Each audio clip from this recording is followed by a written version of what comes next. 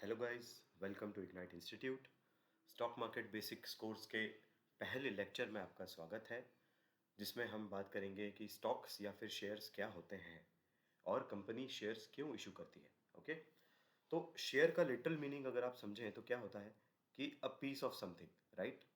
किसी चीज़ का कोई हिस्सा। तो यहाँ पर इसका मतलब होता है कंपनी में एक हिस्सा। आपके पास जितने भी शेयर आप ओन करते हैं किसी कंपनी के, उसका मतलब आप उतने हिस्से के कंपनी के मालिक बन जाते हैं। जैसे कि लेट्स से इन्फोसिस के टोटल शेयर्स थे 10 करोड़ और आप ओन करते थे 100 शेयर्स। तो इसका मतलब क्या हुआ कि आपका कंपनी में कितनी ओनरशिप हो गई? 100 डिवाइडेड बाय 10 करोड़। ये 10 करोड़ है। Okay, 100 divided by 10 crore shares. तो ये जो भी डिवाइड करके आएगा, इतनी आपकी कंपनी के अंदर ओनरशिप हो गई। ओके, उसी के बेस पे आपके वोटिंग राइट्स भी डिसाइड होंगे और उसी के बेस पे आपके वोटिंग राइट से जो जनरेट होती है पावर्स, वो आपकी डिसाइड होगी। एजीएम में आपके वोट का उतना ही इंपॉर्टेंस होगा जितना आपके पास शेयर्स हैं। ओके, तो और तीसरी चीज, शेयर्स जो होते हैं ये डीमैट फॉर्म, जिसको बोलते हैं इलेक्ट्रॉनिक या फिर डीमटेरियलाइज फॉर्म में इशू होते हैं। इसका मतलब कोई फिजिकली शेयर आजकल इशू नहीं होते हैं। पहले शेयर वारंट्स या फिर शेयर सर्टिफिकेट्स इशू होते थे। आजकल डीमटेरियलाइज फॉर्म में शेयर्स इशू होते हैं। ओके, तो अब सेकंड चीज अपन जाते हैं कि कंपनी शेयर्स इशू क्यों करती है। देखिए, जस्ट लाइक एनी बिजनेस, आप अगर आप आपका खुद का बिजनेस खोलना चाहते हैं तो आपको पैसा चाहिए बिजनेस चलाने के लिए, राइट? तो वैसे ही कंपनी को जब पैसा चाहिए होता है तो कंपनी के पास दो ऑप्शन होते हैं पैसा मार्केट से उठाने के। ओके, पहला ऑप्शन होता है या तो आप लोन ले लें।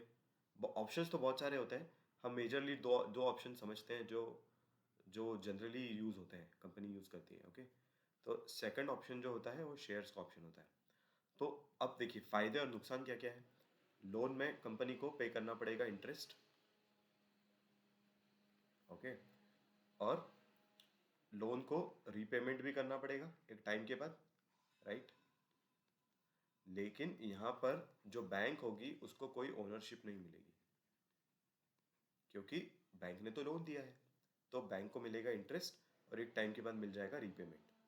लेकिन शेयर्स जब कंपनी इशू करती है तो कंपनी को देखिए आप कितने फायदे हैं। कंपनी को क्या फायदे हैं कि नो इंटरेस्ट, कंपनी को कोई इंटरेस्ट नहीं चुकाना है। कंपनी को कोई डिविडेंड चुकाने की भी लाइबिलिटी नहीं है। कंपनी चाहे तो डिविडेंड पे कर सकती है और चाहे तो ना पे करे, ठीक है? और कंपनी को कोई पैसा भी वापस नहीं करना है, नो रीपेमेंट। जी हाँ, कंपनी के ऊपर कोई जिम्मेदारी नहीं है कि कंपनी आपको आपका पैसा वापस करे। हाँ, तो अब कंपनी के फायदे देखिए, कंपनी को ना पैसा चुकाने की जिम्मेदारी, ना डिविडेंड देने का झंझट, ना इंटरेस्ट चुकाने का झंझट। कंपनी को देना क्या है? सिर्फ ओनरशिप। कंपनी आपको मालिक बना लेती है अपनी कंपनी के अंदर, शेयर्स इशू करती है और आपको मालिक बना देती है। तो अब एज ए शेयर होल्डर आपको क्या फायदा?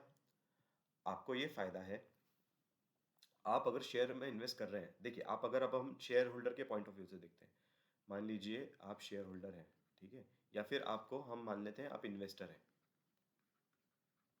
तो आपके पास पैसा थे इन्वेस्ट करने के लिए, तो मान लीजिए आपके पास दो ऑप्शन थे। पहला था आप बैंक में फिक्स डिपॉजिट कर दें और दूसरा ऑप्शन था किसी कंपनी के शेयर्स खरीद लें, ठीक है? तो बैंक एफडी करने में फ़ायदा क्या है? आपको एनुअल इंटरेस्ट मिलेगा, इंटरेस्ट, ठीक है? आजकल इंटरेस्ट रेट कितना चल रहा है? करीबन 6.5% के आसपास इंटरेस्ट रेट है, जो कि ना के बराबर है, क्योंकि इन्फ्लेशन ही अपना 6% के आसपास है। तो 6.5% का इंटरेस्ट और 6% का इन्फ्लेशन तो बच के गया कुछ भी नहीं, ठीक है? एनुअल इंटरेस्ट आपको मिलेगा और एक टाइम के बाद बस ये एनुअल इंटरेस्ट मिलेगा।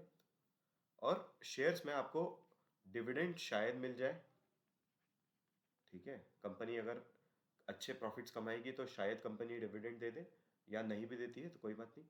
लेकिन आपको दूसरा चीज़ क्या मिलेगा? Capital appreciation. एप्रिसिएशन मतलब क्या?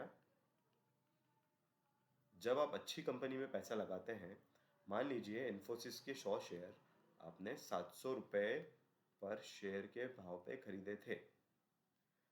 आज 1 साल बाद इन्फोसिस ने बहुत अच्छा परफॉर्म किया और इन्फोसिस की वैल्यू हो गई 900 रुपये पर शेयर।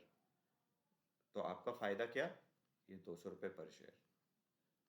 ओके, तो ये आपका फायदा होगा। ठीक है, तो इस तरह से इन्वेस्टर का पॉइंट ऑफ व्यू पे हमने देखा कि इन्वेस्टर के पास ऑप्शंस बहुत सारे होते हैं। बैंक इंटरेस्ट में उसको 6-6.5% ब्याज मिलेगा। शेयर्स में इसको कैपिटल एप्रिसिएशन का बेनिफिट तो है, लेकिन डाउन साइड रिस्क क्या होगा? हो सकता है कंपनी अच्छा परफॉर्म ना करे, तो हो सकता है ये जो 700 रुपये का आपका शेयर है ये गिर के 500 रुपये पर शेयर पे हो जाए, तो आपको इस केस में हो जाएगा नुकसान। ओके, तो इसलिए कहते हैं कि an investor should always choose a company. Investor को हमेशा वो कंपनी चूज करनी चाहिए जिसकी उसे समझ हो। ओके, तो इस छोटे से लेक्चर को हम ख़त्म करने से पहले जाते जाते एक बहुत काम की बात करते हैं कि कैसे कंपनी चुने, how to choose a company.